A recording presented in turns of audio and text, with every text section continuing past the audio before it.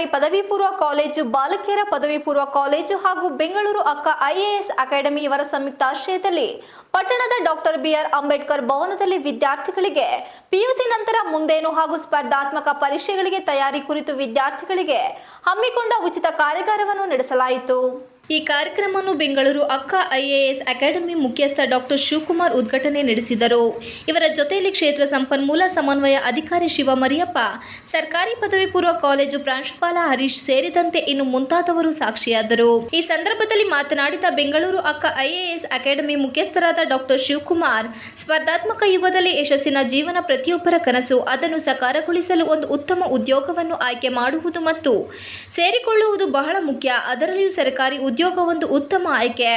ಇತ್ತೀಚಿನ ದಿನಗಳಲ್ಲಿ ಅವಕಾಶವನ್ನು ಹೆಚ್ಚುತ್ತಿದ್ದು ಸ್ಪರ್ಧಾತ್ಮಕ ಪರೀಕ್ಷೆಗಳ ಉತ್ತಮ ತಯಾರಿ ಅತ್ಯಗತ್ಯ. ಇವುಗಳ ಬಗ್ಗೆ ವಿವರವಾಗಿ ತಿಳಿದುಕೊಳ್ಳಬೇಕಿದೆ ಎಂದ ಅವರು, ಸ್ಪರ್ಧಾತ್ಮಕ ಪರೀಕ್ಷೆಯಲ್ಲಿ ಉತ್ತಮ ಅಂಕ ಗಳಿಸಬೇಕು, ಉನ್ನತ ಶ್ರೇಣಿಯನ್ನು ಪಡೆದು ಅಂದುಕೊಂಡದನ್ನು ಸಾಧಿಸಬೇಕು ಎನ್ನುವುದು ಎಲ್ಲ ವಿದ್ಯಾರ್ಥಿಗಳ ಆಸೆಯಾಗಿರುತ್ತದೆ. ಅದಕ್ಕೆ ಪೂರ್ವ ತಯಾರಿ ಮಾಡಿಕೊಳ್ಳುವ ಕ್ರಮ ಬಹಳ ಮುಖ್ಯವಾಗಿರುತ್ತದೆ. ಒಂದಿಷ್ಟು ವಿದ್ಯಾರ್ಥಿಗಳಿಗೆ ಎಷ್ಟೇ ಓದಿದರೂ ತಲೆಗೆ ಹತ್ತುವುದಿಲ್ಲ ಎನ್ನುವ ಕೊರಗು ಕಾಡುತ್ತಿದ್ದರೆ ಇದಕ್ಕೆ ಮುಖ್ಯ ಕಾರಣ ಏಕಾಗ್ರತೆ ಕೊರತೆ ಎನ್ನಲಾಗುತ್ತದೆ.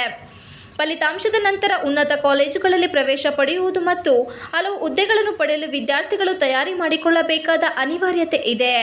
ಈ ಎರಡು ಫಲಿತಾಂಶಗಳು ಬದುಕಿನ ಮಹತ್ವದ ಘಟ್ಟವಾಗಿದೆ. ಸಮಯದಲ್ಲಿ ವಿದ್ಯಾರ್ಥಿಗಳ ಮೇಲೆ ಒತ್ತಡ ಸಹಜವಾಗಿಯೇ ಇರುತ್ತದೆ.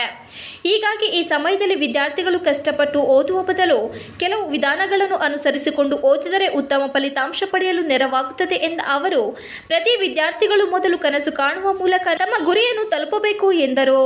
ಬೇಲೂರು ಕ್ಷೇತ್ರ ಸಂಪನ್ಮೂಲ ಸಮನ್ವಯ ಅಧಿಕಾರಿ ಶಿವಮರಿಯಪ್ಪ ಮಾತನಾಡಿ, ಇತ್ತೀಚಿನ ದಿನದಂದು ಅಂಕದ ಹಿಂದೆ ಬಿದ್ದ ವಿದ್ಯಾರ್ಥಿಗಳ ಇಂಜಿನಿಯರಿಂಗ್ ಇಲ್ಲದೆ ಡಾಕ್ಟರ್ ತೃಪ್ತಿ ಪಡುವ ಮೂಲಕ ಉನ್ನತ ಉದ್ಯೋಗಕ್ಕೆ ಲಗ್ಗೆ ಇಡುತ್ತಿಲ್ಲ. ಈ ಕಾರಣದಿಂದ ಉನ್ನತ ಹುದ್ದೆಗಳಿಗೆ ಸ್ಪರ್ಧಾತ್ಮಕ ಪರೀಕ್ಷೆ ಮೂಲಕ ಉದ್ಯೋಗ ಪಡೆಯಬೇಕಿದೆ ಎಂದ ಅವರು, ವಿದ್ಯಾರ್ಥಿಗಳು ಪಠ್ಯದ ಜೊತೆಗೆ ಸಾಮಾನ್ಯ ಜ್ಞಾನ ಬೆಳೆಸಿಕೊಳ್ಳಲು ಮುಂದಾಗಬೇಕಿದೆ ಎಂದರು. ಕಾರ್ಯಕ್ರಮದಲ್ಲಿ ಜೂನಿಯರ್ ಕಾಲೇಜ್ ಪ್ರಾಂಶುಪಾಲ ಹರೀಶ್, ಬಾಲಕಿಯರ ಪದವಿ ಪೂರ್ವ ಕಾಲೇಜು ಪ್ರಾಂಶುಪಾಲರಾದ ವೀಣಾ, ಸಾಮಾಜಿಕ ಹೋರಾಟಗಾರ ಶಶಿಧರ್ ಮೌರ್ಯ, ನೂರ್ ಅಹಮದ್, ಶಿಕ್ಷಕ ಲಕ್ಷ್ಮಣ್, ಸಹ ಪ್ರಾಧ್ಯಾಪಕ ಲಕ್ಷ್ಮಣ್, ಶ್ರೀಮತಿ ಸಂಧ್ಯಾ, ಉಪನ್ಯಾಸಕ ಲಕ್ಷ್ಮೀನಾರಾಯಣ್, ಭುವನೇಶ್, ಗಾಯಕ ಚಂದನ್ ಕುಮಾರ್ ಸೇರಿದಂತೆ ಇನ್ನು ಮುಂತಾದವರು ಹಾಜರಿದ್ದರು. TV 46 Malenadu news, Belur. ನೀವು ಮೊದಲನೇದಾಗಿ ನೀವು ಪಿಯುಸಿ ನಂತರ ನೀವು ಏನ್ ಮಾಡಬೇಕು ಅಂತ ಹೇಳ್ತೀವಿ. ಆಮೇಲೆ ಅದಕ್ಕೆ ಮೊದಲೇ ನೀವು ನಿಮ್ಮ ಸ್ಟ್ರೆಂತ್ ಏನು, ನೀವು ಯಾವ್ದ್ರಲ್ಲಿ ಸ್ಟ್ರಾಂಗ್ ಇದ್ದೀರಾ ಅನ್ನೋದನ್ನ ಫಸ್ಟ್ ಗುರುತಿಸ್ಕೋಬೇಕು.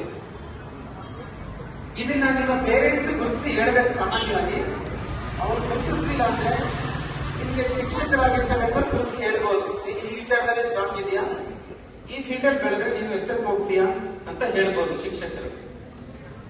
ಅವರನ್ನು ಗುರುತಿಸಕ್ ಆಗಿಲ್ಲ ಅಂದ್ರೆ ನೀವೇ ಗುರುತಿಸ್ಕೋಬೇಕಾಗುತ್ತೆ.